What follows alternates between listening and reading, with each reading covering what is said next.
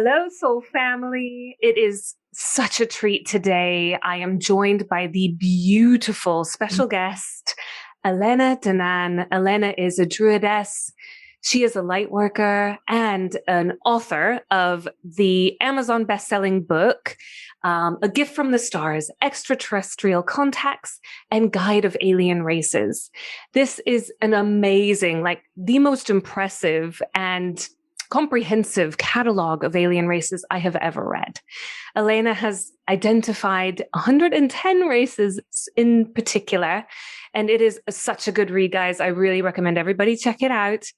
And it's also such an enthralling account of Elena's series of contact experiences, including her abduction by gray aliens and subsequent rescue by the special being we know today as Thor-Han, who is a Pleiadian, a heel. I'm trying to get this right. Yes.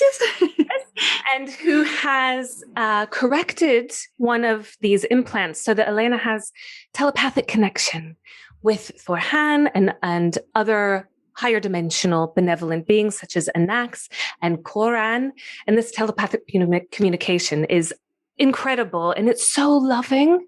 The connection you have with Thor-Han in particular, it absolutely touches my heart to the core, Elena.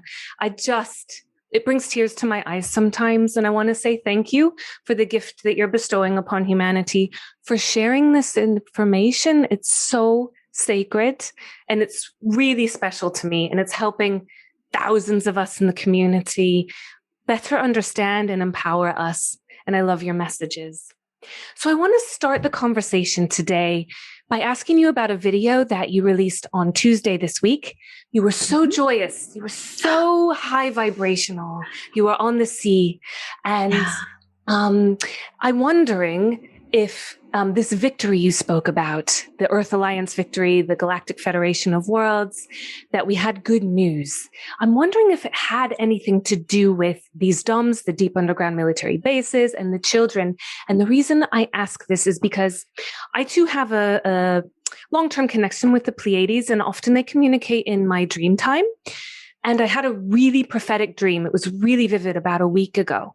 And I was part of a mission in a foreign country, about 15 adults and maybe 30 children. And we were in this dingy motel, and we were going in the middle of the night, and I managed to free or save about 3 children. And I came out, and it was a small but significant victory. And I'm wondering if that resonates at all or not with any information you're getting. Do you have any more specific intel about this mission? Well, yes, it was about, I learned afterwards, the liberation of a big web of DUMBs. Yes. It was a simultaneous attack. And many prisoners have been liberated. A lot of enemy forces have been evacuated. And this was a big victory. And, it is a war on different levels. It's not only physical level, it's also energy level, spiritual level, density level. So expelling from the planet a very low frequency beings and dark forces lifted brutally the energy of the planet. Brutally, there was a phew. And I realized afterwards that what explained the Schumann resonance jump at that day. It was a victory. It was a victory. It's not over. They still keep doing these operations, but it was a big victory. A battle won in the war. So moving on, and that's what I learned it was. So there we go. Thank you so much. And I'm glad you brought the Schumann resonance into this, because we are beings of frequency, we're energetic avatars, and we feel it. I felt it viscerally, and my nervous system feels like it's kind of almost a little bit fried. I don't know if that correlates with anything you're experiencing, but would that be the cause of it? Yeah, because our electromagnetism has to rebalance and readjust. So we all undergo like 24, 48 hours of what the hell is going on in me, adjustment. And that's normal, but it's adjustment to the higher frequency, that's quite good. Yeah. Yes, 100%. And to get a little bit more information on the mission itself and anything else that's coming up right now in terms of current news related to the children, because that's such a dear issue, dear to my heart.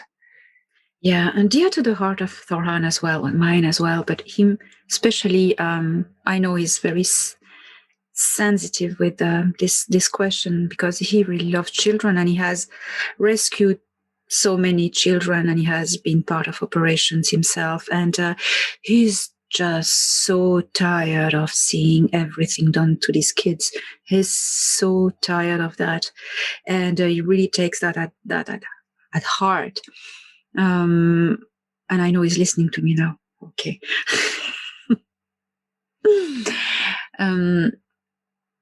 There's not only children, there are a lot of children, prisoners. And we talk about that a lot because it's a sensitive subject. It's shocking. But there are also all ages of adults, because that's people. People are used for slavery, genetic experiment, material, currency. We are currency. It can be sold as food as well. There's a lot of trafficking with human races like cattle. The operations of liberating these underground facilities are going on, and children have been, so the human children are being given up to Earth's medical facilities. The hybrid children are sent off-world because they cannot live on this planet to off-world alien medical facilities where they have all the technology to take care of them. And these children, I've been there. I've been on one of the motherships, the stations, who deals with people, hybrids. Rescued hybrids. It's it's a long process. It's tremendous work. They are absolutely exhausted upstairs. I said they're really working so hard, the Galactic Federation, with that. They have enforcements coming to help. So what happens is all the hybrids are brought to this scientific medical station.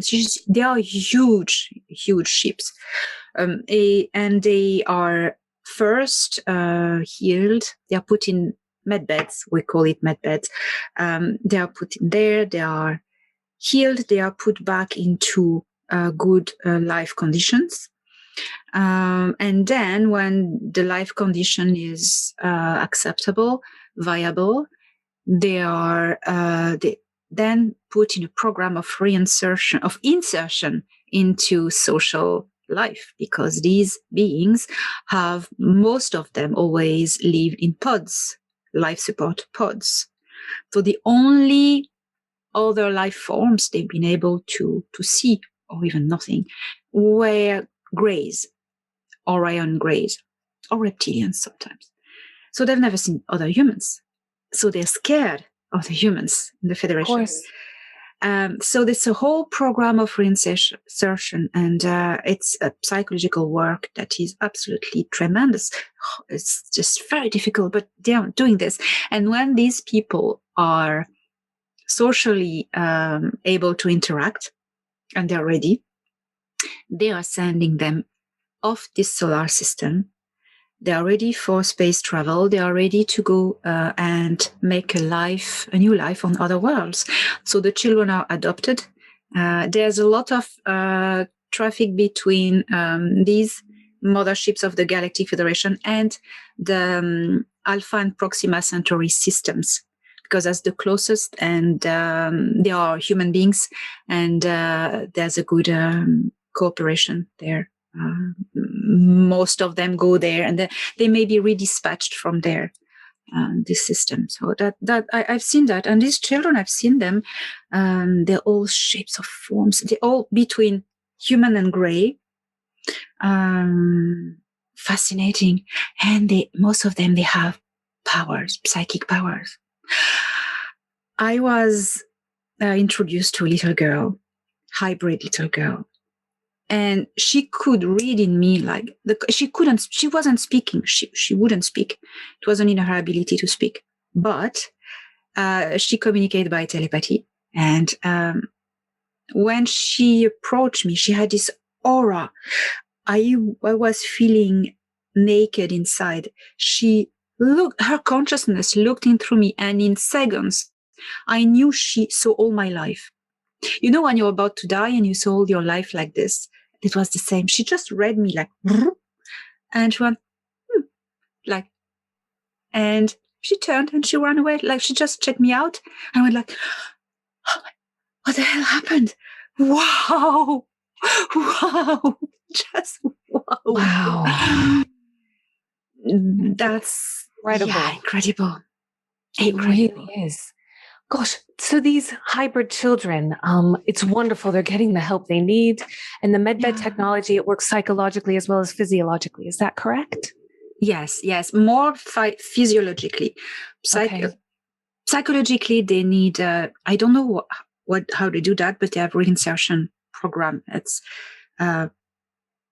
It's not in medbeds. I don't know. I haven't been explained how they do that. I'd be interested to learn how they release trauma in the higher dimensions. That's a good question for next time. We'll pocket that one and maybe come back to it at a later date. But how are the Terran children getting help? Who's in charge of that? What's the protocol? Do you know anything about that? There's something that has been created quite recently, during the last decade. It's called the Alliance, or the Earth Alliance. It's an alliance, military alliance between the Galactic Federation of Worlds and Earth military, but the good ones, not the MIC or MJ12, not these ones. The white hats. These ones. Yes.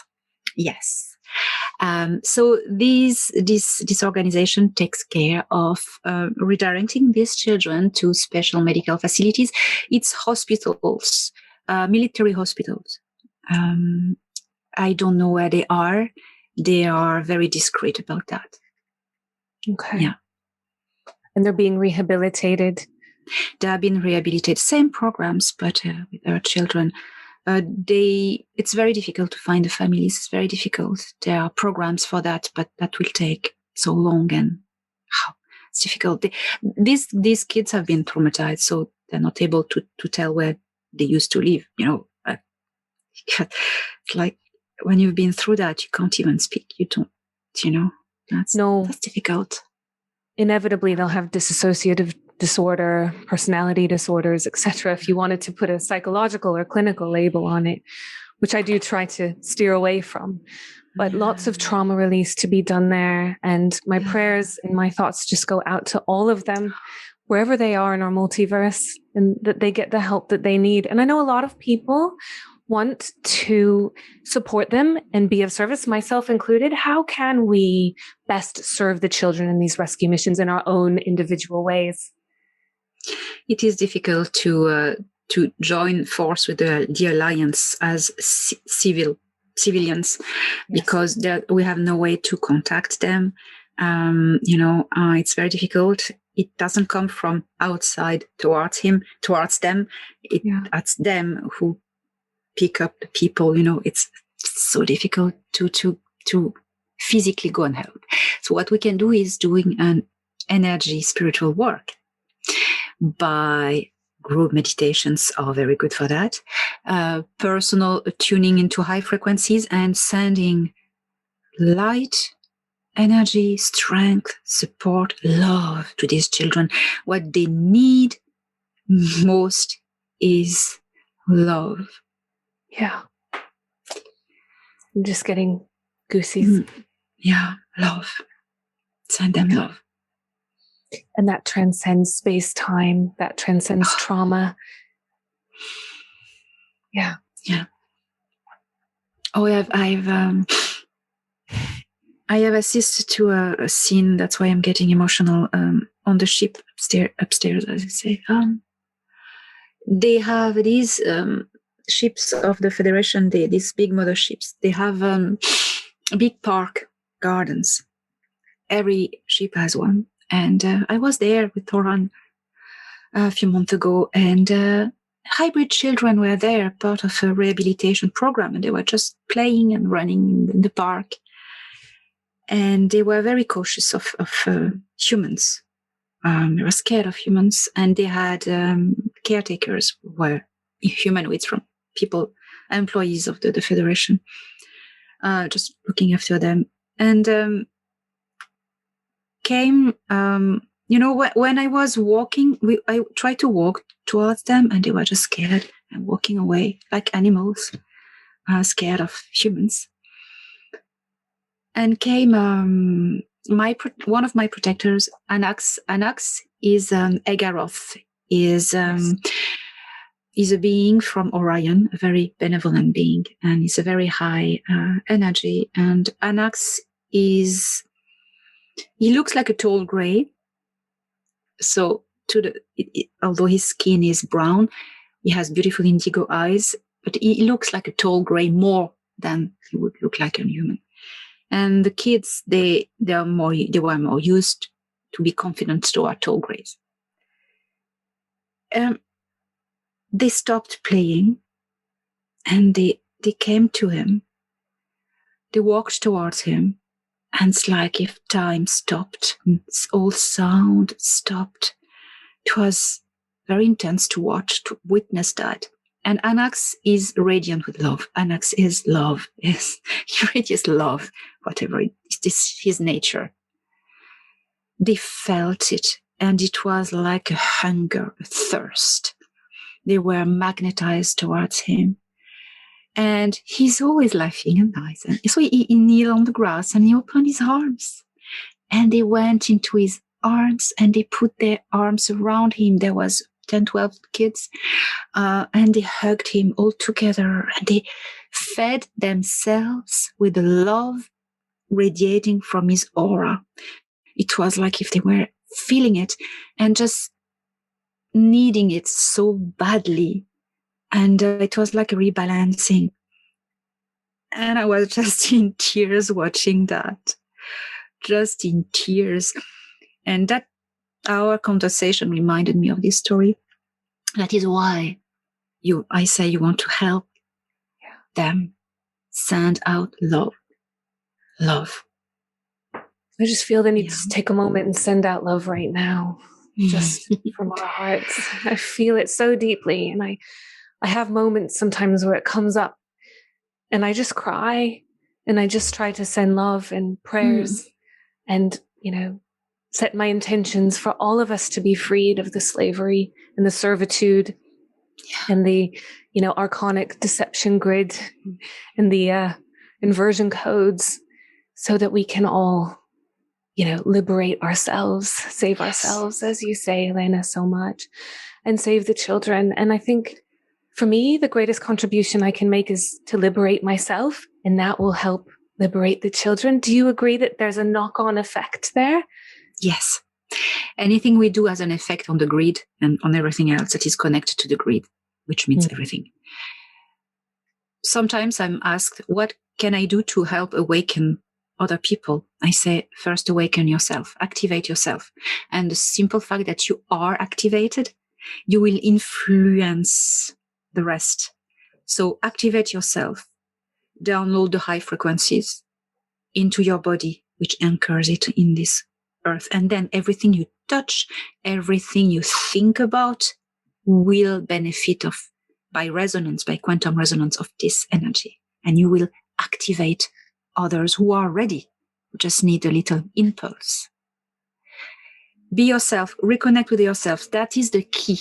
I always say that. The key is to reconnect to yourself, who you are, and then activate yourself, and you just poof.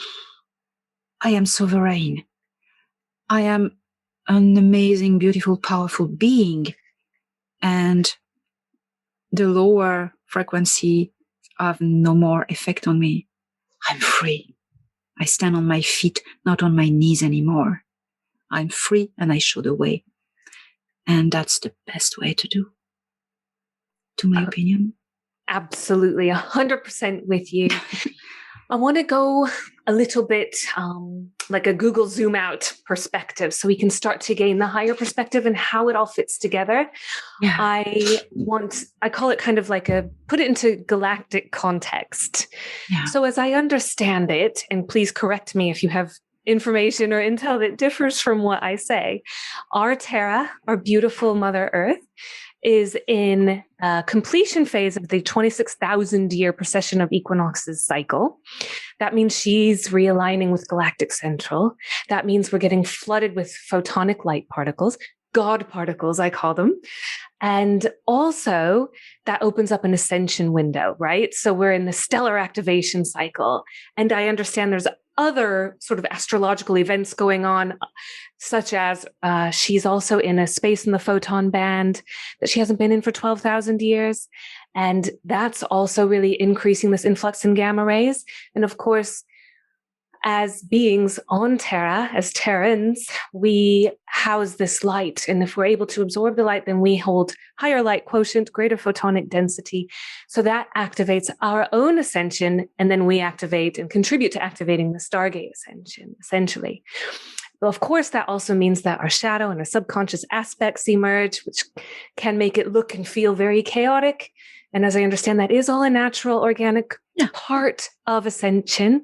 That also makes us targets, if you will, if you want to use that word, for the Dark Alliance, because they do not want this to happen at all. And you can see they're doing everything they can to stop it, from polluting our electromagnetic atmosphere, polluting our food and our elements, impinging, control regime after control regime, and tyrannical systems, government, divide and conquer.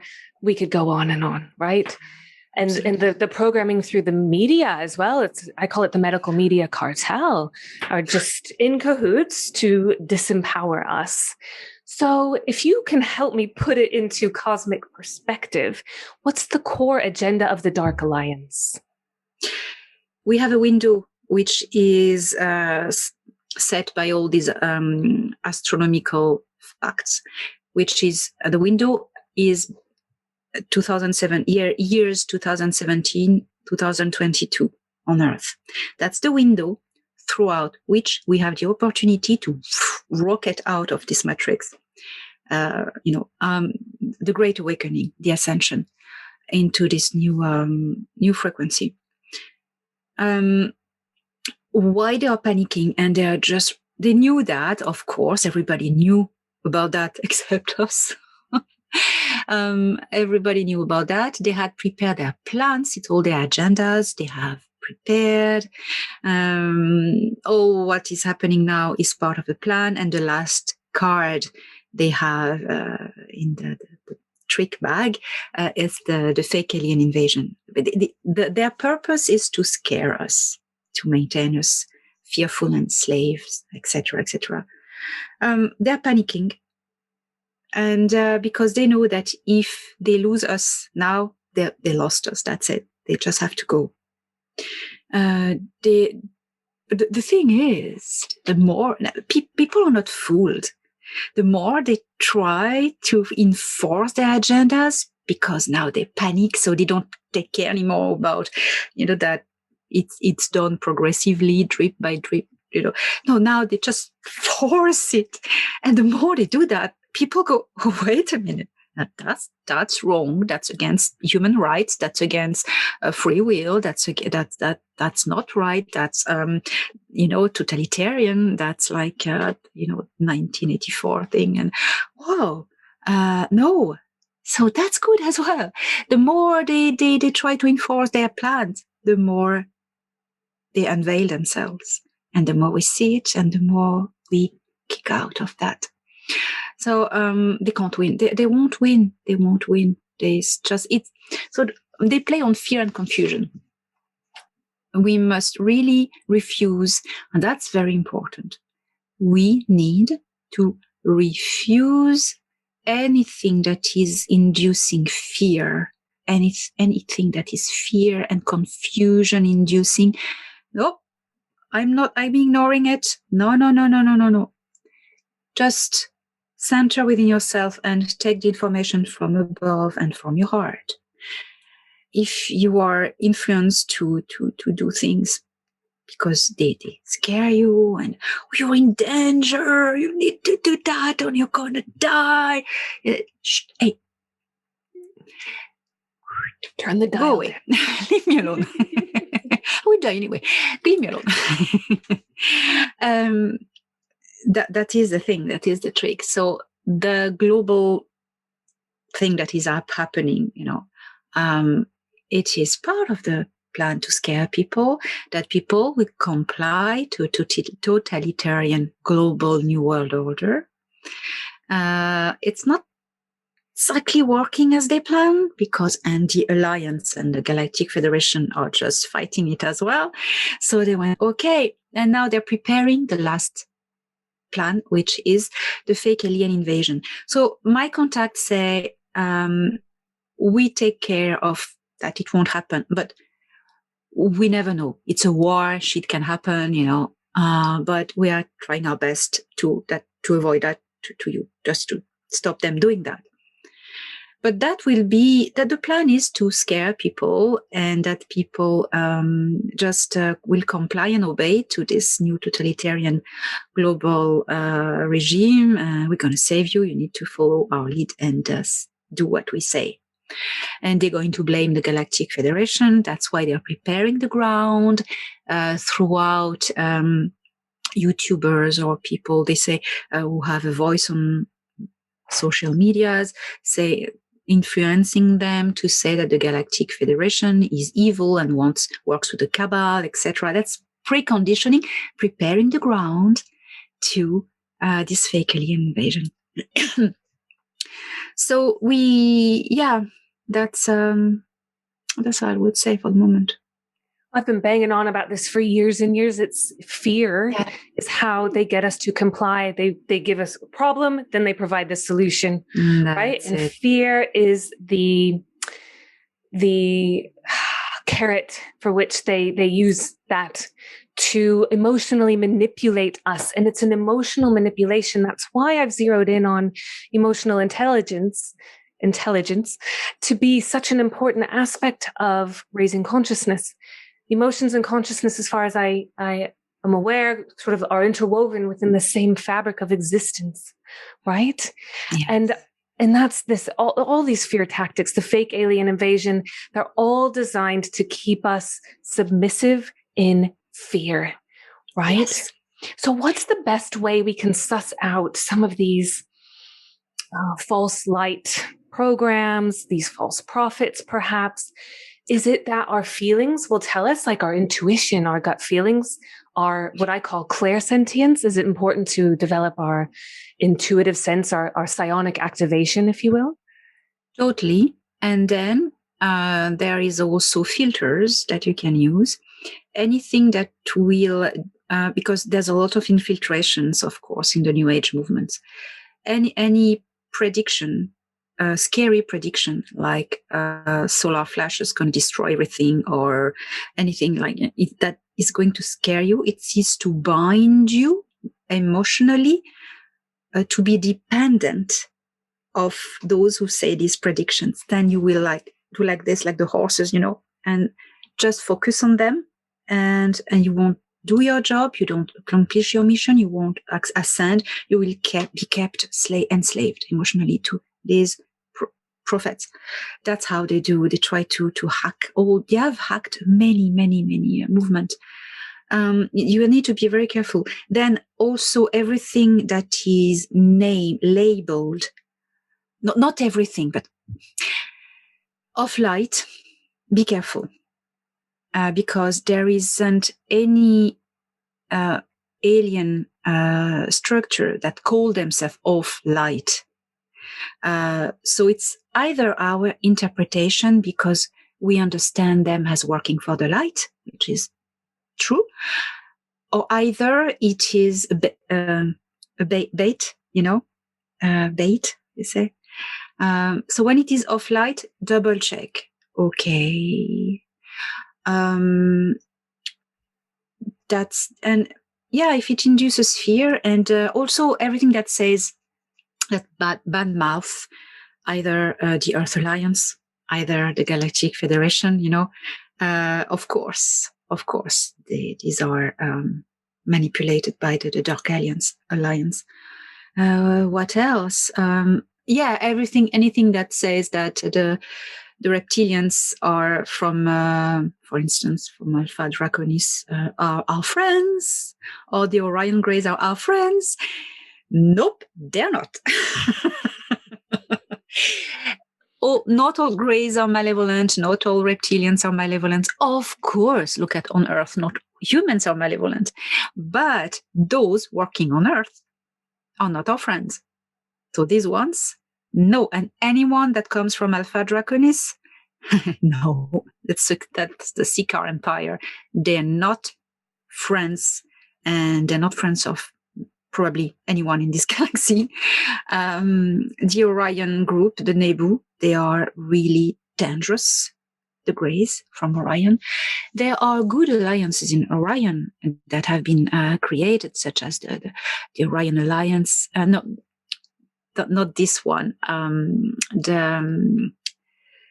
The Black League, the Orion League, yes, is called as well the Black League. It's not because it's, you see, that's an example. It's not because it's labeled black that is not, it's bad. The Black League is a very fierce rebel faction who works for liberating people and against the bad Orion Greys, So it's the same when you see Off Light. Mm-hmm. It's not because it's called light or it's called black that it's good or bad. Try to know more what's behind. The Black League is a good example, I think. That's everybody that says, the Alpha Draconis are great. They are your friends. They are turning to the light. They are filled with love. Well, some are, but these ones are kicked out of the system and brought somewhere else. They are not staying on Earth anyway. So, that's the flag things that I can think of for the moment. Maybe I remember other things later. Thank you for that information so much, because it really clarifies it for me. It's so important as well to clear our traumas so that our feelings don't lead us down a path that is not resonant with our true essence. Yes. And so that those channels are kept clear. And that's why I'm so grateful for my sobriety, for one, because I know that drinking alcohol is something that lowers my vibration and it distorts the channels. And it is really, I believe that it allows lower vibrational beings to attach. Absolutely. Right? The addiction webbing, that's another massive program. I call it, the part of the whole Nephilim reversal grid system, the Niburian electrostatic transduction nets that are around the Earth. All of this is related to this archonic deception, and addiction is one of the really most probably effective ways they get us. Would you not agree? Oh my gosh, absolutely. We're not talking about the porn and everything. That's the worst. But the alcohol, well, I'm French. I have a glass of wine with a meal sometimes. I love wine, but I'm very careful when I have wine. I'm careful of raising my vibration before and protecting myself in a sphere of light. And then I have my wine. And if I start to feel a bit dizzy, I raise my vibration. And funnily, it takes the dizziness away. It's funny. You can't get drunk if you raise your vibration as you drink alcohol, because it fights the process. It's very interesting.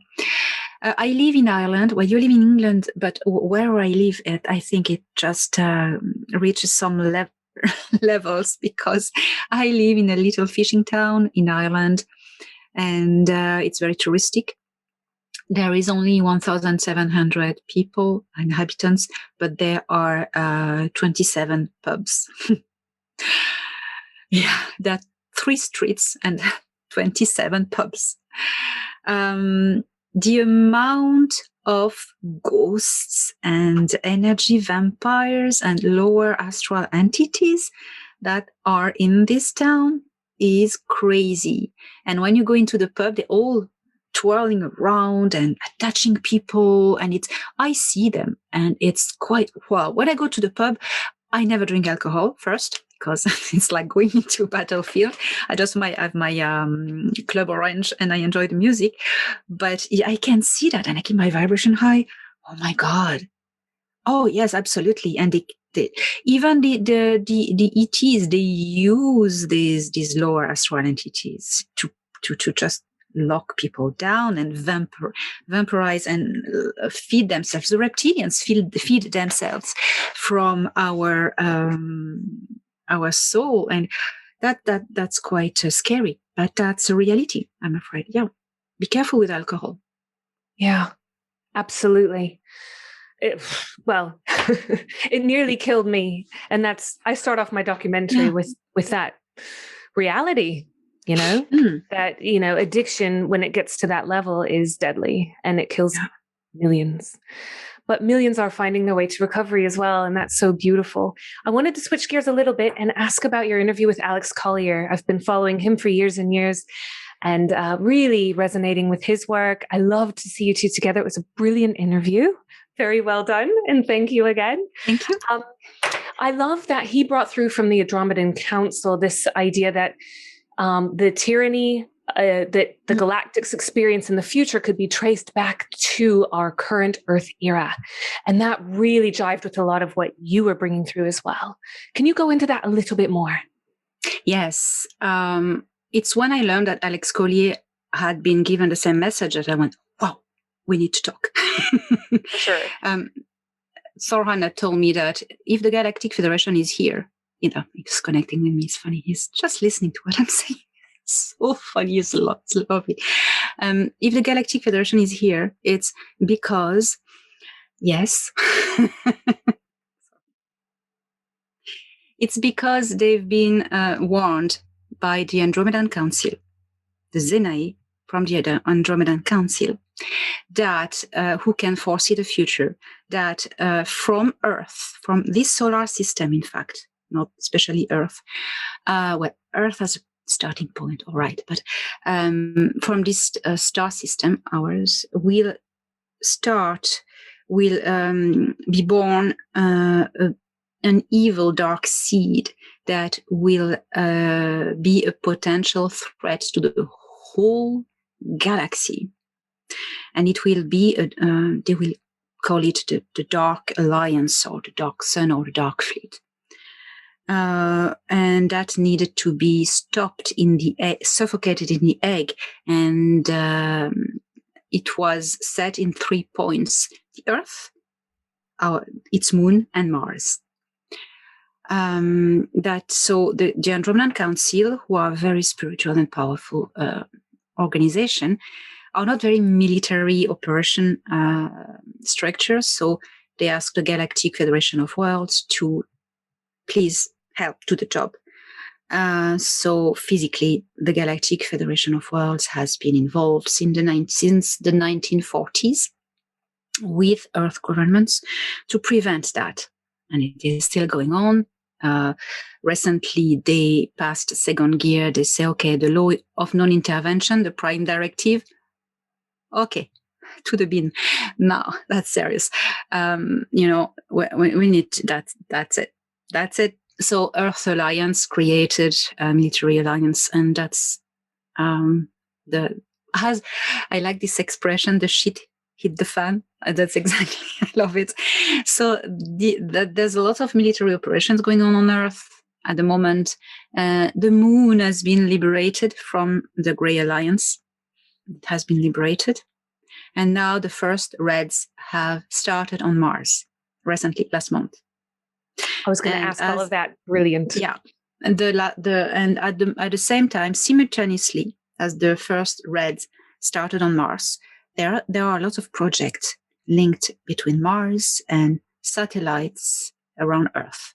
So at the moment they started raiding Mars, they started destroying satellites in orbit of Earth.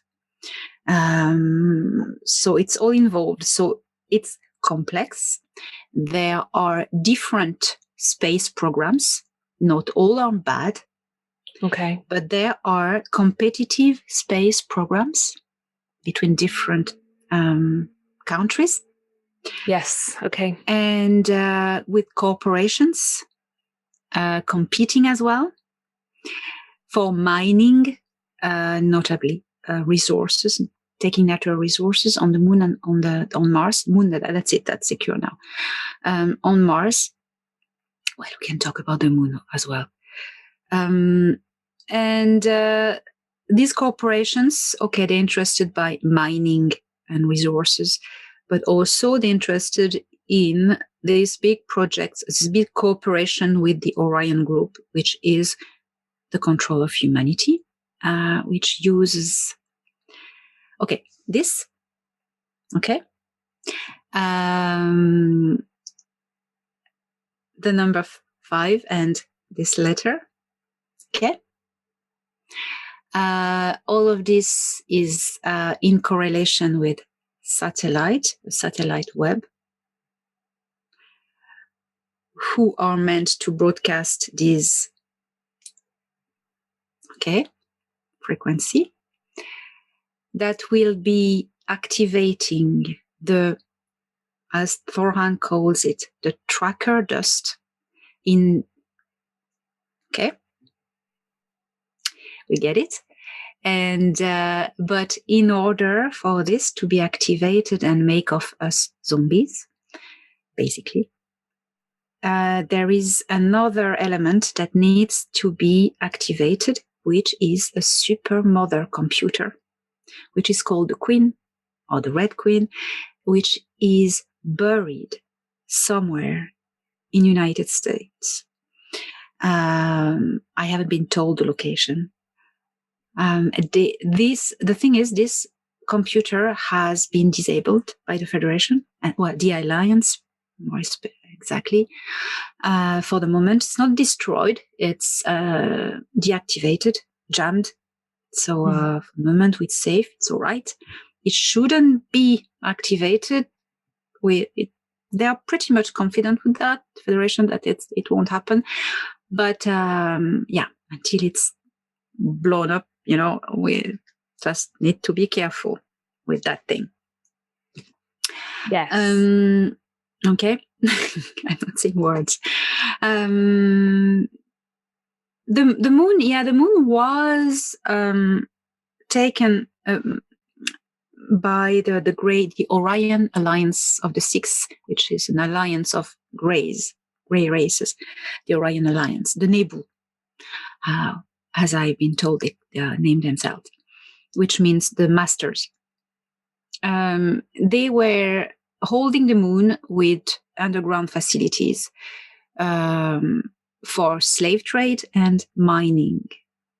And it was a dispatching platform for slave trades, the moon. Everything was brought to Antarctica, and then from Antarctica, the moon, or Ceres, which is an asteroid in an asteroid belt. But the moon was important. So that the Greys have been kicked out, the facilities and the slaves just liberated. So there are no more aliens on the moon. The moon now belongs to Earth people, Earth corporations. And that's not a good thing either, because what's going on there with different corporations and space programs on the moon, it's not very fun. But the Galactic Federation cannot do anything about that, because it's our satellite. It's our people, our corporation, and at the moment doesn't interfere with aliens. It's our problem. So they let us sort this out ourselves, like who competes with who to get the moon. They don't care. It's not their problem. Their problem is to stop this alliance between bad people on Earth and bad aliens. That's what they want to cut. So the moon is done. Earth is still going on. Mars, it has started. So Mars, there are two, that I know, 2 human facilities there, especially one. But the thing is, these facilities, which are run by powerful corporations and space programs as well, some elites, Earth elites, I know NASA is involved. This facility is, human, but under control of reptilians. Mars is very crowded there. The reptilian collective and the Sikaar reptilian empire are there. And they basically run the place. But also there is a presence of the Nebu, the Orion Alliance. And there is also a resistance, a local resistance of a local species, or insectoids and reptilians, good ones. So it's a bit of a mix-up. And the humans living there, the colonies, they've been told the Earth has exploded and they need to stay there. And they're terrified. They're totally terrified. But that is being slowly, that is going to be sorted out. And that literally just kick-started, like last week or the week before, is that right? In our linear time model? Yeah, 3 weeks ago. Yeah. Right. Yeah. Right. Yeah. I just connect with Toran because we have this connection when one of us feels high emotion. It's a burst of energy, of kick off, I don't know, something. And we connect.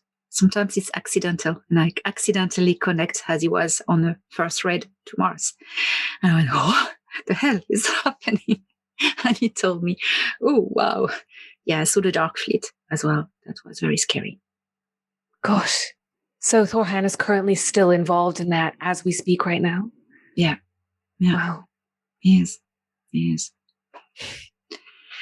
Yeah, and many of them people die, also. Yeah.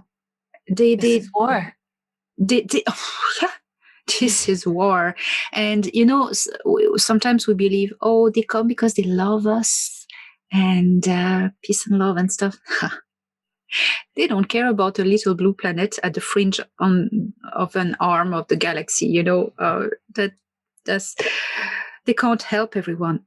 But they are all here. They are sending envoys from every part of the quadrant of the galaxy to here, and their big presence, military presence, and all the attention of the galaxy is here now upon us. There's a reason for that. It's because it is needed to prevent this evil beast to fly off its nest. But the Dark Alliance, they have already colonies in everywhere some places in the galaxy, not everywhere. Fortunately, not Altair and Aldebaran in the Taurus constellation as well. That's 2 big colonies. And same, these people are told Earth has exploded and they can't come back, so they have to cope on there. Yeah. Again, deception and lies. They're using the same tricks everywhere in our multiverse, everywhere in our galaxy. Yeah, there are deceivers, the Greys and the Reptilians from Alpha Draconis as well. Well, there's Alpha and Sigma and Delta Draconis. That's so many systems. Yeah. Right. Oh my God, it's so fascinating. Wow, my mind's going. All right. Unbelievable. Yeah, no, I love it. I mean, I don't want to hear about war. First question, really quickly: the Martian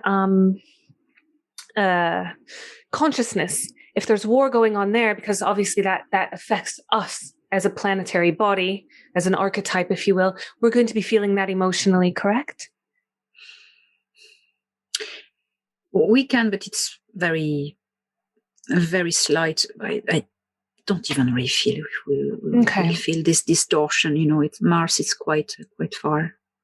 Yeah. Okay, interesting. I want to get into some of the other planets, including Venus, but before I do, I don't want to single any one out, but I really have to ask, where does Elon Musk fit in all of this kind of, the race to space and the moon and the corporations that are currently on the moon right now playing it out? Of what I know, he is the instrument of bigger than him. He has his own corporation, his own plans and agenda, but behind that, there are bigger powers who use him to fulfill their agendas, certain space programs, evil stuff, and there's an evil race of grace involved behind him to put him in power. They have prepared him for him to like rule the world, and rule Mars, rule the world. They use him. He's involved in Mars, yes. Mars affairs, yes, he is. And the moon. And the moon, but the moon that, yes, yeah, but not with the aliens are gone from the moon, so is more into putting his efforts on Mars now. I see. Yeah. Interesting. Thank you for that. I'm wondering if there are certain gray races that are Terrans from the future who have taken the cyborg artificial timeline path and are maybe revisiting us in certain ways to perhaps attempt to reclaim their souls in some way. Is there any validity to that theory?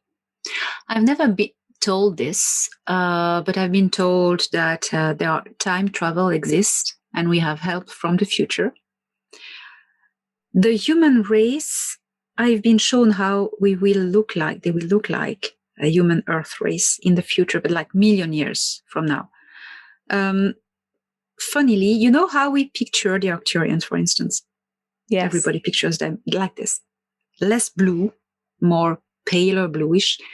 That's how we will look like.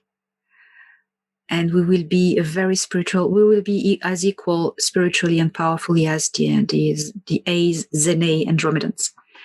Really, we have such a potential, which is amazing. And we will be one of the wisest, more spiritual and powerful races in this galaxy.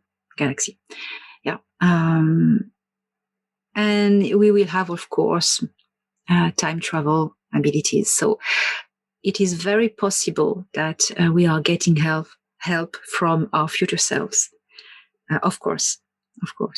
Yeah.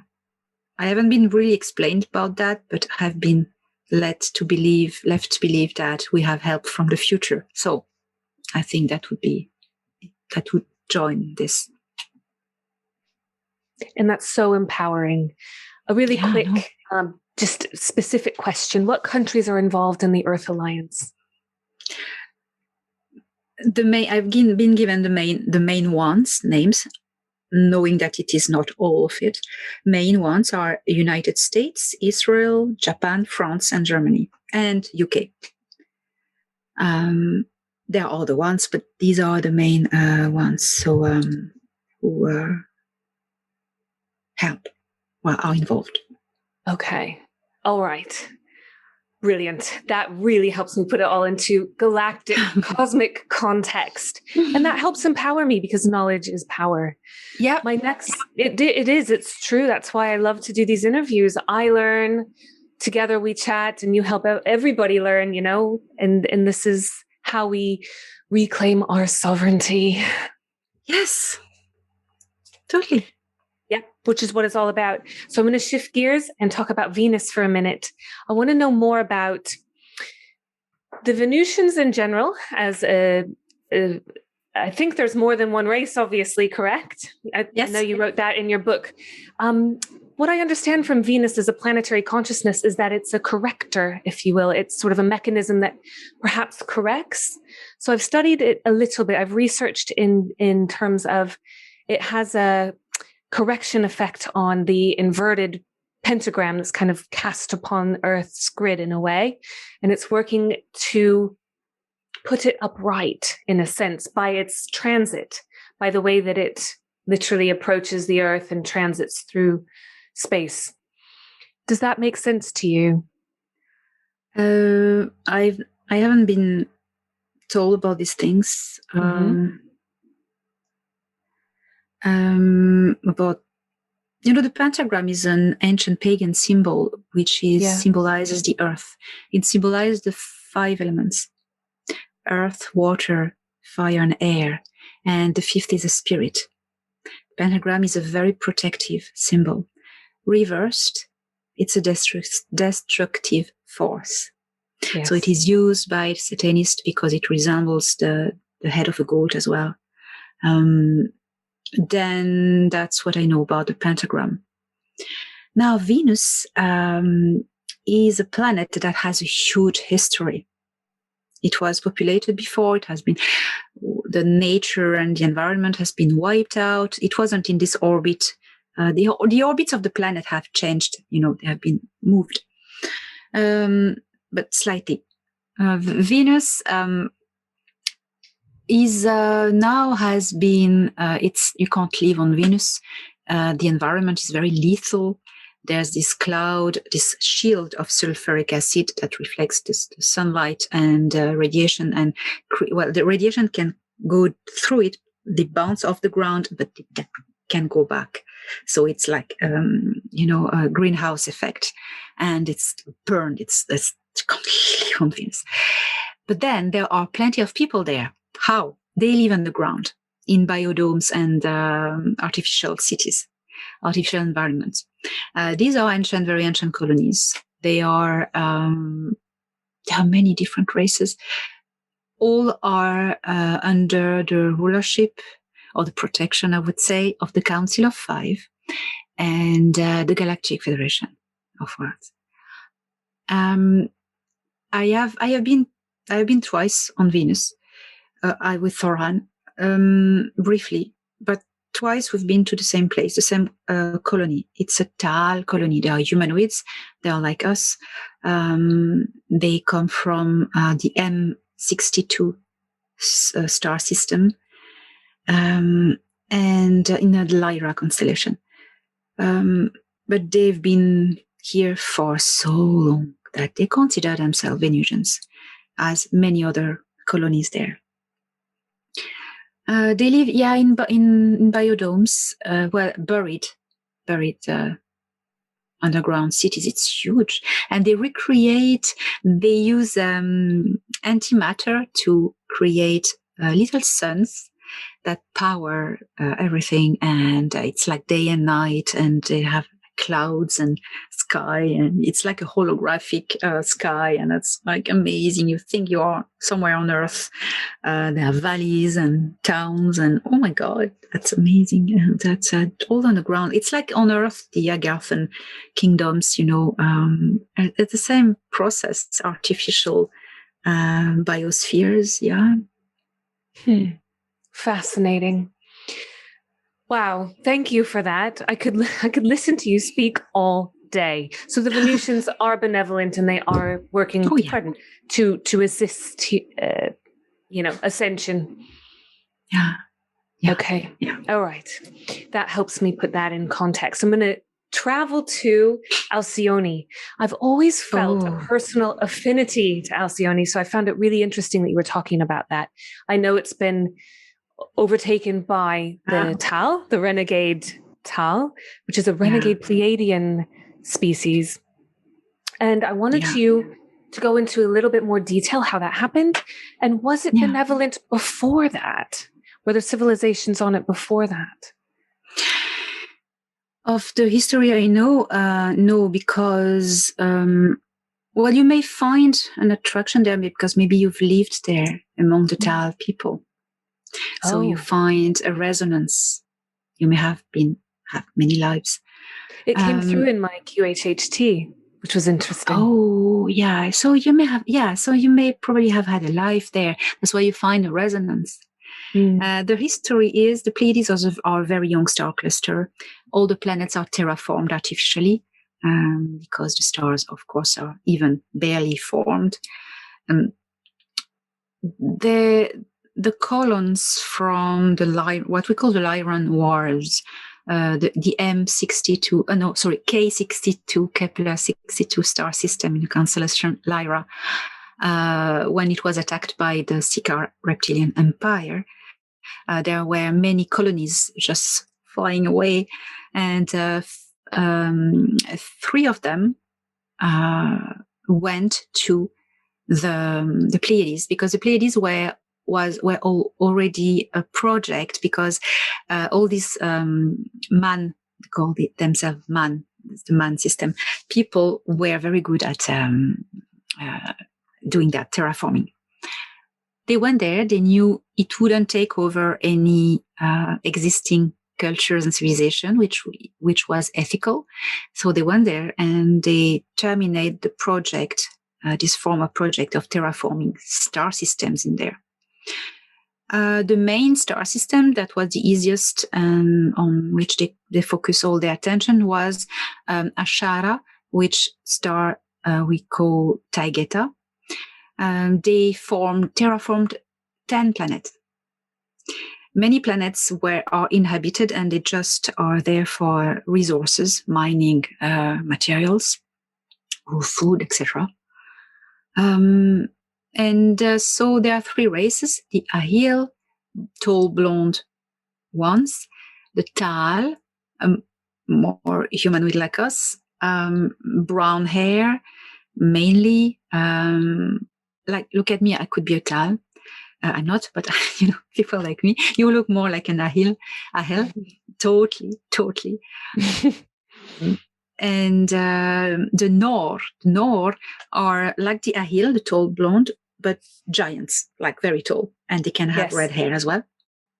And there's a part of a contingent of the Ahil who went on the 10th planet, and I don't know exactly, I don't remember what I've been told, what happened, but they raised in density, and now they are in the 9th density living there. My friend Koron is from there, is one of them. They call themselves the Dakoru. So when we talk about the 9th density, Pleiadians, that's them. Okay. And so then now there are 4 races, cultures living there.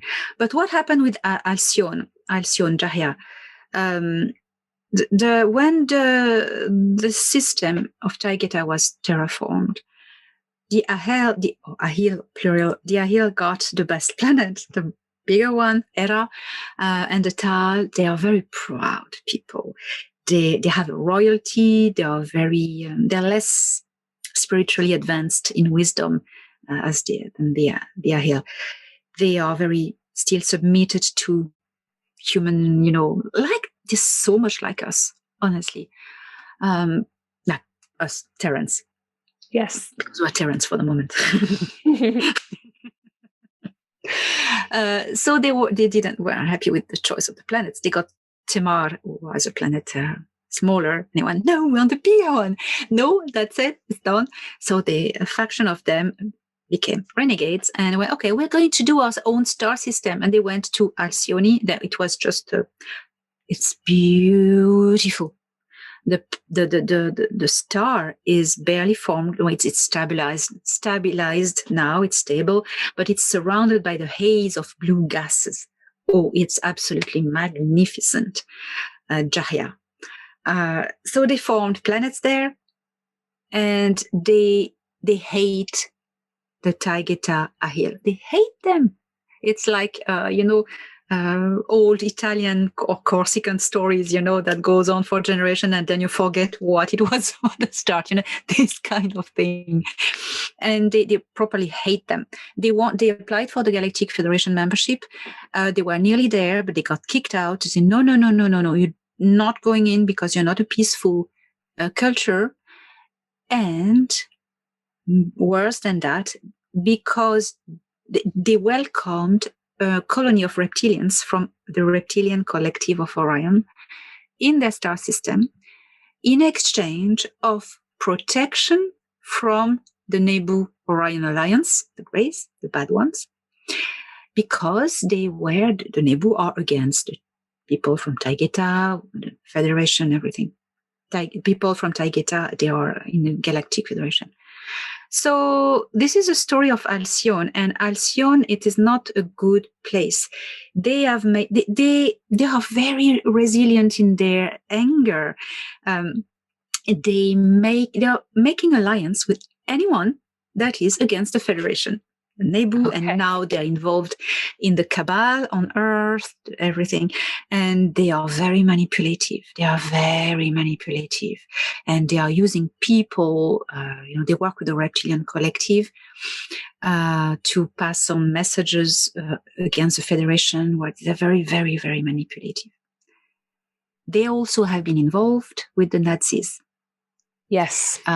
There are accounts from the time of Admiral Byrd and all these problems that the Nazis were helped by extraterrestrials from Aldebaran, who are a former colony of Anunnaki. That's another story again.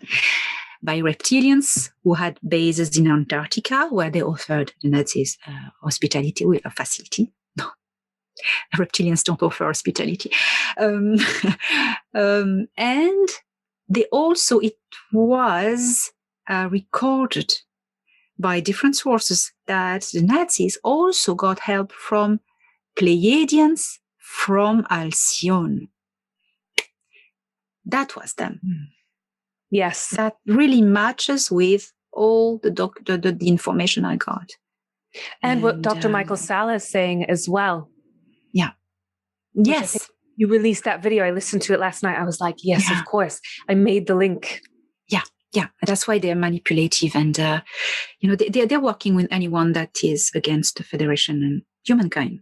So they're just grumpy and angry and like... Are they involved in the agenda? Yes. Okay. Yes. I have a specific question about that in terms of viral shedding and this, those who've had this perhaps being a danger or polluting our electromagnetic atmosphere, if you will, and emitting sort of a rogue code, if you like. What's our best way of protecting ourselves and our auric fields against this? What would you say? Always the same answer, which is boring, but raise your frequency. It's not boring. I think we need to just say it maybe, 5 times an hour at least. Yes, raise your frequency. What does it mean? Refuse to be influenced by fear. Refuse confusion. Follow your heart, follow your gut, follow your common sense. Common sense, that's very interesting. Common sense, heart, gut, the 3 sacred points in the body. Instinct, intuition, and wisdom. Yes. And keep it for yourself. Who are you? Reconnect with yourself and shine the shit out of it. Shine it. Shine bright, and you will dissolve this high frequency. Where that I don't sell them. I just have to precise that. I saw you put that disclaimer up. I laughed. Go to Etsy, guys. Find your own local crystal shop and get yourself a crystal Merkaba. It's protection. The reason why I don't sell them is because I think it would be wrong, because I advertise a lot for people to wear this. And if I was selling them, it would be dishonest. So I rather that you do your own researches and you will be directed by the universe towards the Merkaba you need. Because, giving advice to wear fine stuff to people, I found that it closes the possibilities. You need to put your intention out in the universe and the right answer will come to you, personalized answer. Yes, I advise Etsy because it's a lot of artisan and small businesses that need to be encouraged, and I like it. I'm on Etsy as well. I sell postcards, art, so it's not all going to China. It's real genuine people who try to make a living. So I advise Etsy. Check eBay as well, Yes. I always think the crystal picks us. We don't pick the crystal. Yeah. So it's like the cats. Yes, absolutely. And thank you for that tip. So quickly, I'm going to get off the subject, but I just had another quick question about it. I understand it to be almost like a karmic retribution virus because it's spread through the light body DNA, perhaps. It also, of course, affects the DNA, as we know, and it's a kind of miasmic manipulation, a distortion of our morphogenetic fields. It distorts the ancestral lines.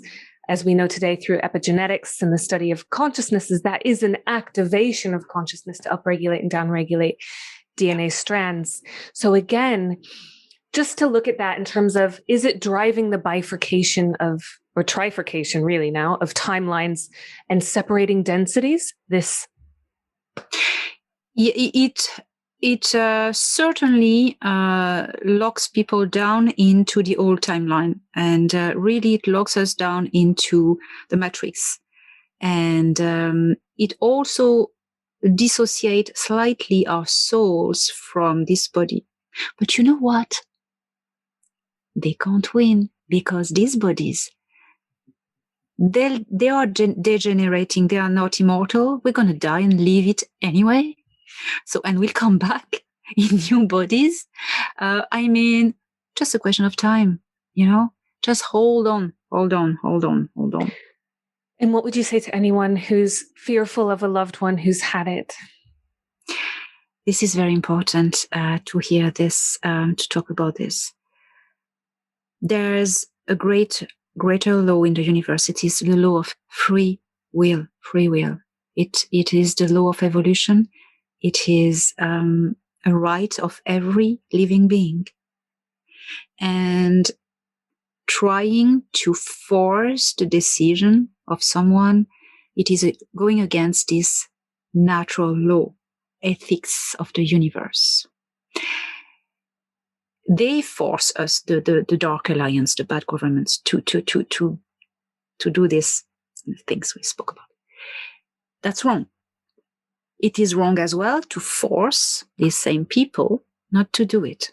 But what we can do is to plant seeds. Show the example. Be yourself. Show the example that it is not specially needed, that you can be healthy and happy without that.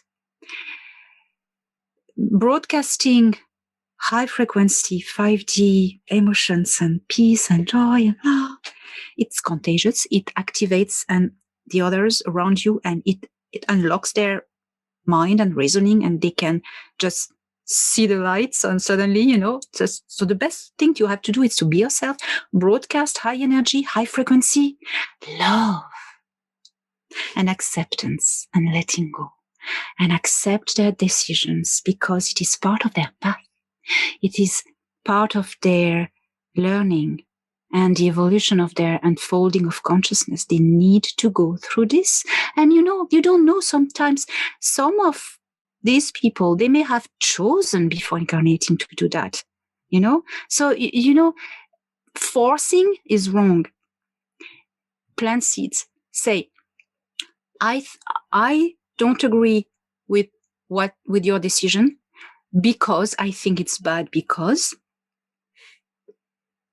and you try to convince them, they take it or they leave it. Sometimes the seed takes in the right soil.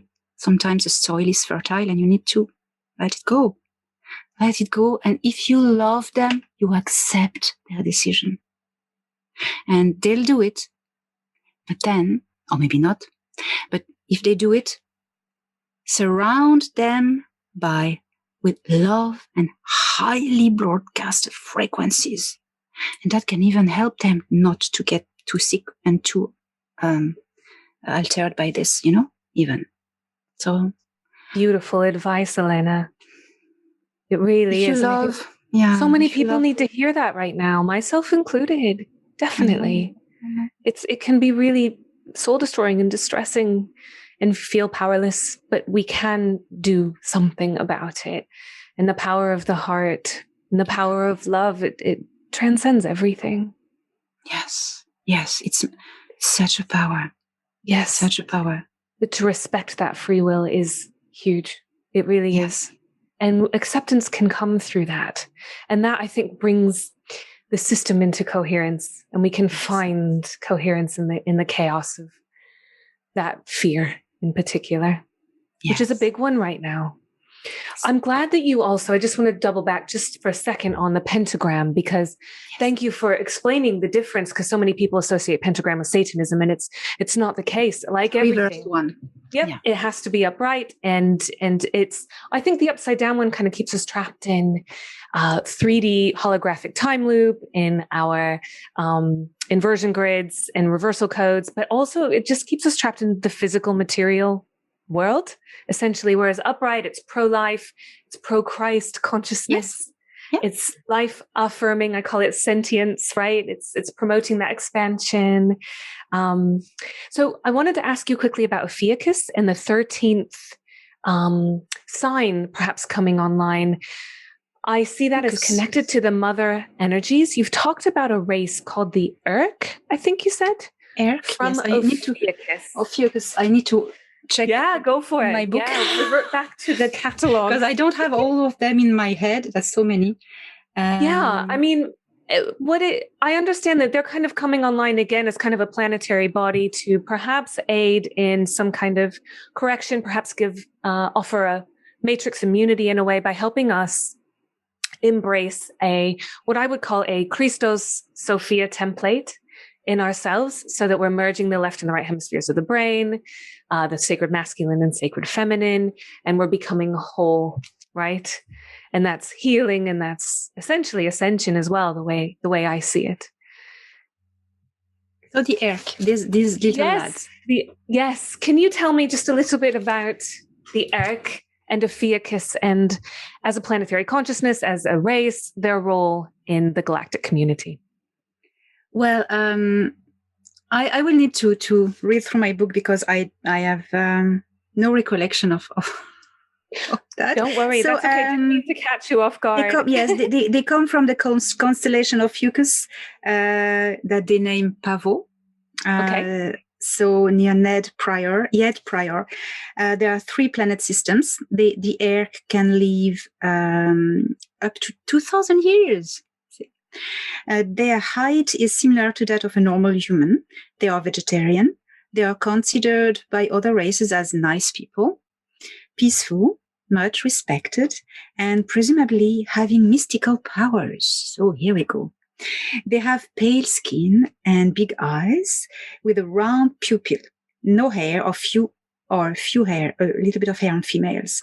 The females are slim and their skin is nearly translucent. They wear clothes, very comfortable, and it is sort of a silk. They don't breathe Terra's atmosphere and are not interested to settle. They are on Terra. They have very good relationship with the Galactic Federation of Worlds, which they are part of, but they do not take part in planetary programs. Probably they are not interested in Earth, obviously. But let us see.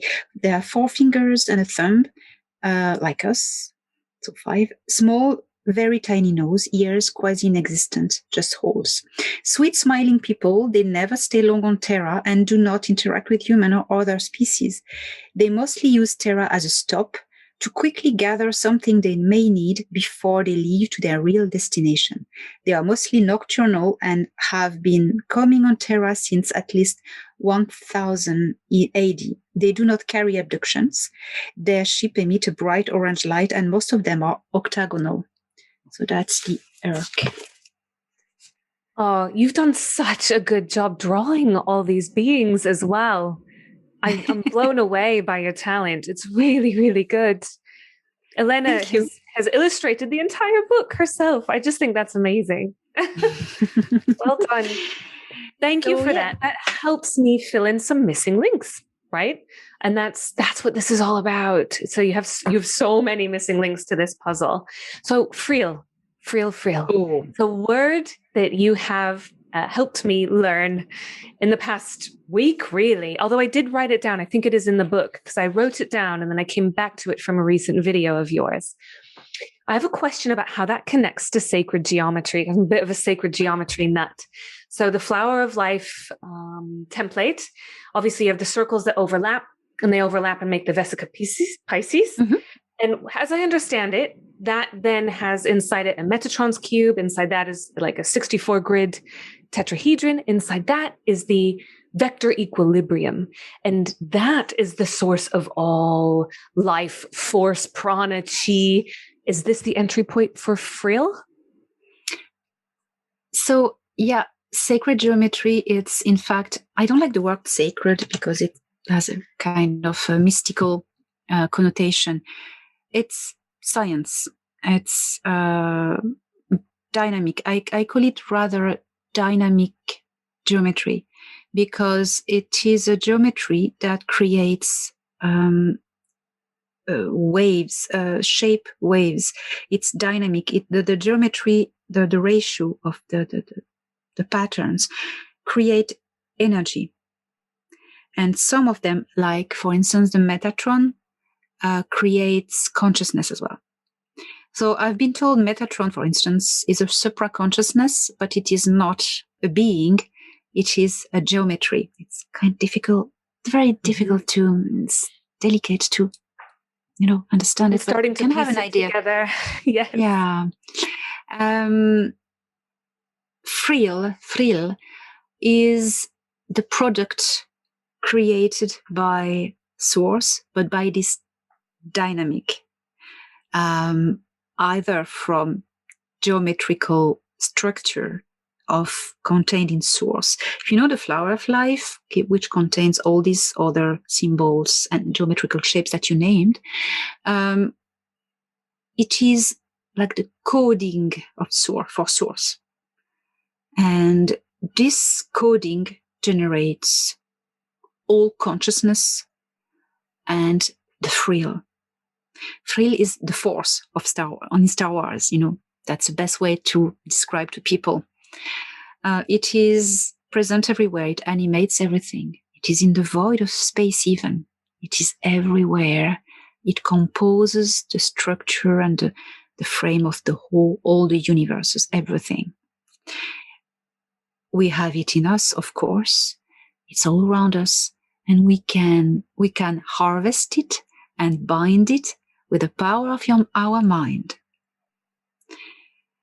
to empower ourselves, to manipulate reality, matter, life itself, to create life. But we can also harvest it with technology to power devices, engines, cities, ships.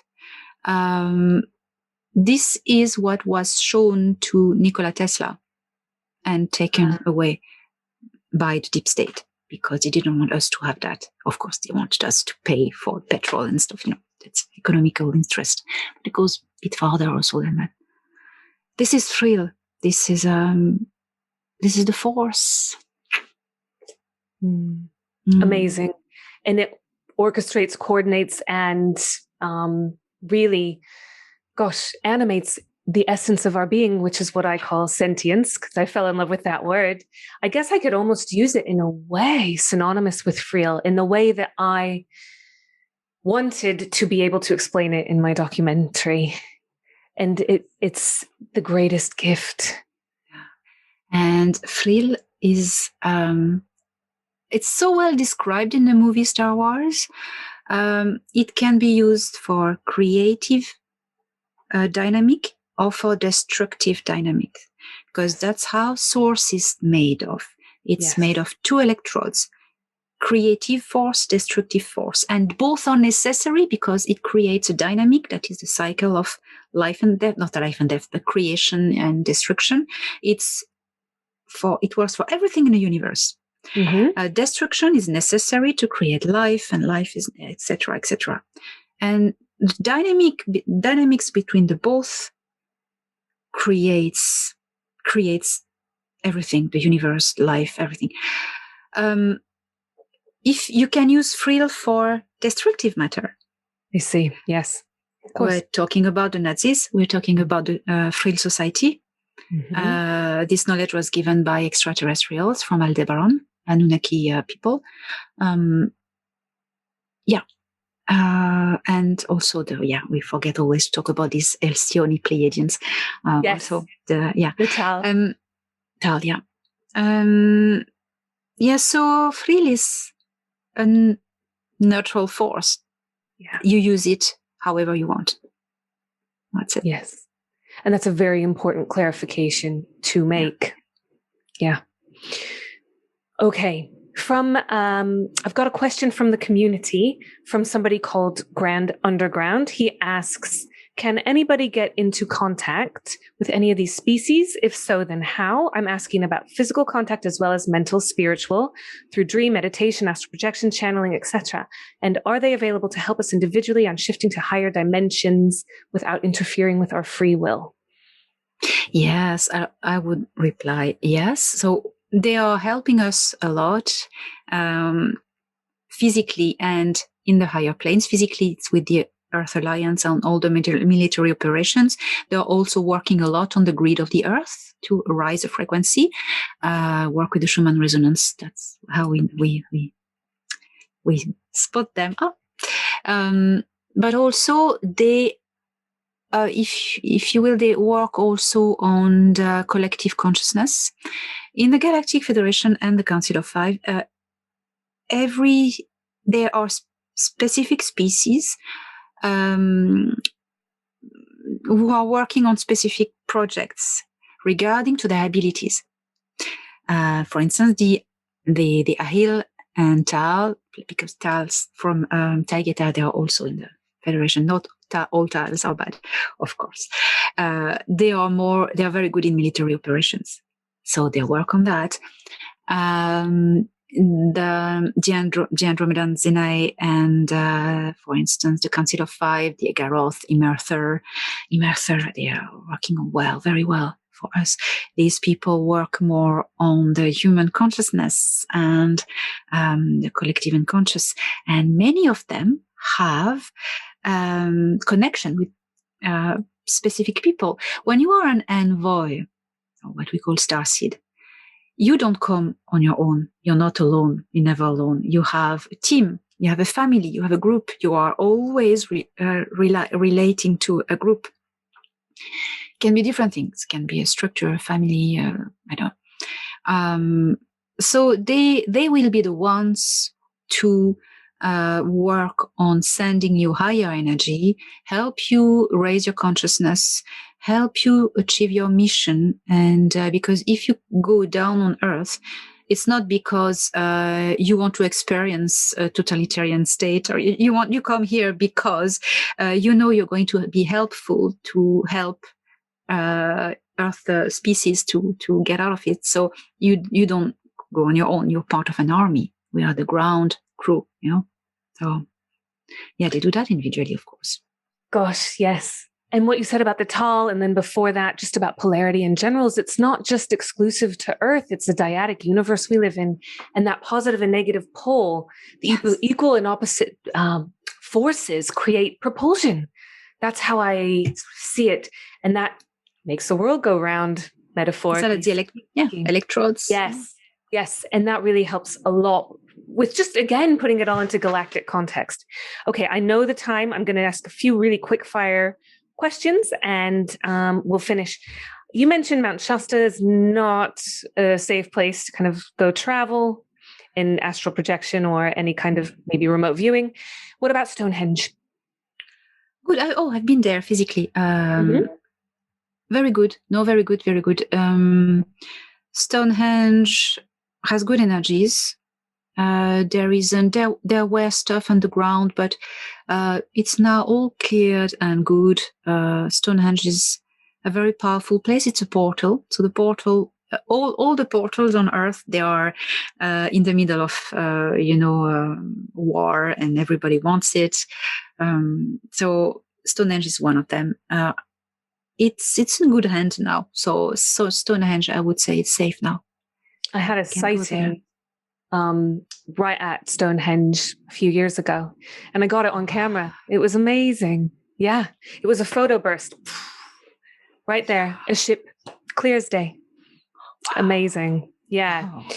Wow. Difference between the aliens, angels, and the seraphim. I heard you talk about this. Can you just wrap that up in a nutshell? Yeah. Aliens are people like us, just born somewhere else on other worlds. Angels are supernatural beings who are living in different densities. They are not aliens. They are just supra-consciousnesses on different levels. So different forms. Some can have human forms like shape, light shapes, form, and some are just pure consciousness. And in history, the appearance of aliens, especially the Ahil, the tall blonde ones, or Meton or Silosi, they've been mistaken for angels because they couldn't explain that otherwise. So there's a bit of confusion sometimes. Yes. Thank you for wrapping that up. And your implants, you said your implant in particular works like a pyramid. And I know you just recently got kind of a protection upgrade. Can you explain how that works to me? Wow, I can see it really clear.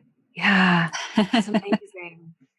And that's not an implant. It's a marker, I've been said. There's nothing in it. Yes. It's just a mark, quantum mark, like tattoo, like quantum tattoo, quantum mark. And that is linked to resonate with my annex. I don't know how he does that. It's all fresh, a few days ago, so he's going to explain to me more about that. He asked me, I was taken on board his ship, and he asked me, do you want me to do that? I would recommend, because you need more and more protection with what you do. I went, please, go. Sign me up. I have another one in my back, and from him, from when I was writing the book, that's a real implant, interdimensional implant. Yes, it's done by triangulation. When you see the 3 dots, that's a council of 5. It can be the one in my back is bigger. It's like this. 3 dots, nothing else. 3 blood dots. It's like 2 needles, and they do a mark done by triangulation. He said interdimensional triangulation. Don't ask me. And there's a little thing in it in my bag. That's an implant, and it's interdimensional, and it's really cool. I've seen it once because I've asked Thoran to watch it because I can see through his eyes, so we can do that. We were together, and I said, I remember, and I said, can you watch it? And I look through your eyes, and I saw a little, it was like a Merkaba, but it was spinning so fast, like little beads, like it was cool. So cool. Wow. Yeah, so it's quantum technology. Yeah. And the one I have in my head was put at the age of 9. That's great technology. Orion. No, that's Zeta Reticuli technology. But they work with Orion Group, the Zeta Reticuli. So that's been hacked. Yes. And as you know. No. I'm so grateful that you've received this extra protection. I really am. And I'm so grateful that you've bestowed so much information and just priceless knowledge to me and to all of us today. In closing, I want to ask you about the future. You said you've had a glimpse at the future. You mentioned free energy. I'm wondering if there's, spacefaring capabilities, med beds you mentioned in terms of the hybrids, but is that coming to us? What about the quantum financial system? What about jump gate technology? What do you have to say to all of that? The way I see and I've been shown the future is very hopeful. And there was, until recently, a little bit of mess up with shifting timelines. And we apparently jumped on the right one. And what Florence said is that's pretty much stable at the moment. That's it. We're on it. We just need to finish the battle and be good soldiers, raise the vibration, blah, blah, blah. Yes. So this planet, how I've seen the future is a planet with a federated union of countries. Each country keeps their culture and individuality with governors, but they are all federated. And it's like if you want an improved version of Europe that works. I love it. What a beautiful visual that is. Because we're retaining our individuality. What I call, it's so important to keep our unique sentient expression. We're all here to be different, to express in different ways, to dress different, to look different. But we can unify in that individuation. That's it. It's at the individual level, at planetary level, galactic level, universal level. You keep your identity because you are who you are. Gnoti Seoton, know thyself. It's the key for everything. Anyway, so there is this federation in peace. They're still going to have a little bit of small wars because humans are humans for a while, and then it will ease down with time.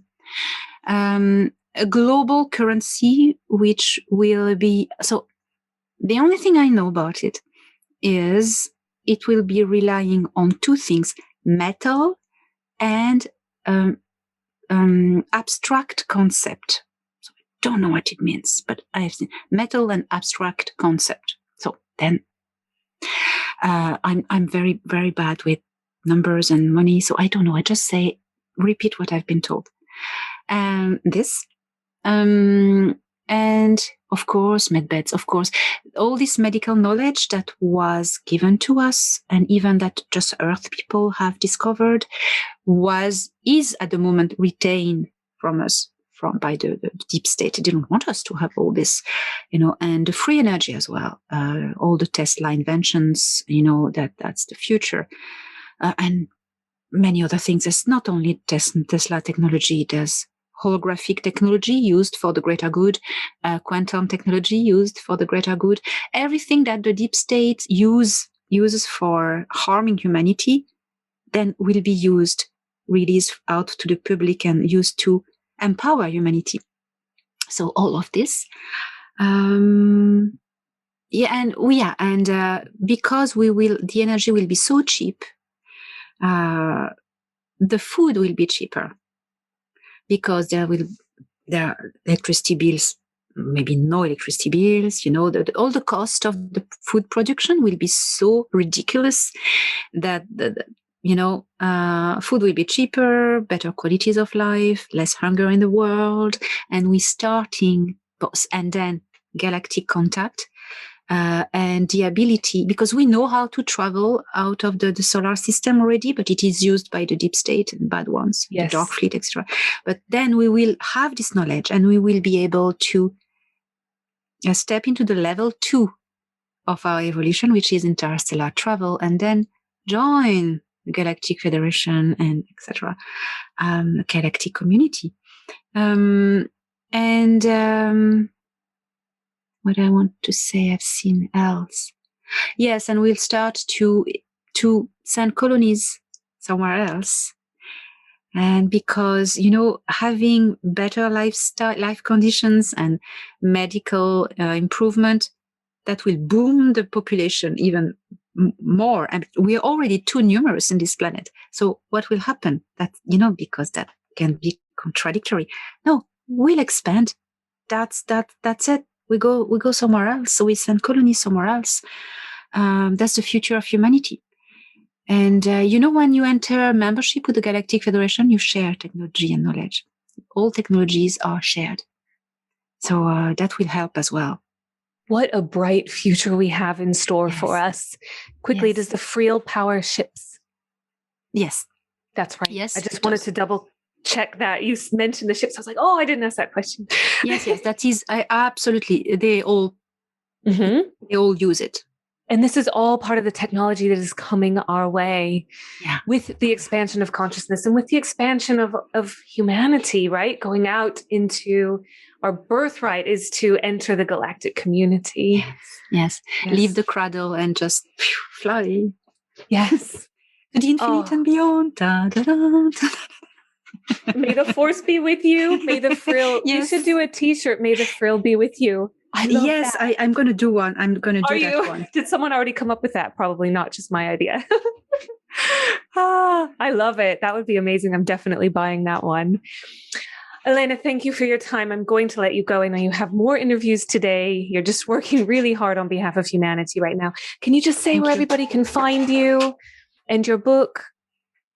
Yes, of course. So I have a website, elenadanaan.org, where you can find links to my workshops and where to find my book, and also find links to my merchandise, t-shirts and arts, and I do mugs and everything. that's how I earn my life a bit. And then you can also find me on YouTube. I have a YouTube channel, Elena Danaan, on which I put plenty of free videos about meditation, protection, and everything that can be useful for everyone. I have also a playlist in French. And my book is A Gift from the Stars, is available on Amazon and Barnes and Nobles, but also through my website. Just have a look. That's it. Elena Danaan, and I hope I said your name right. I should have asked you before this. So, just thank you so much. It's been an incredibly enlightening conversation. I got so much from it. I know everybody else will. Thank you for all you're doing. And thank you to Thorhan and Nax, Coron. I look forward to more transmissions as well. Thank you so much, Christine. And I really appreciate our conversation, and to the infinite and beyond. May the Phryll be with you. Positive Phryll. Yes. Exactly. Thank you. Bye.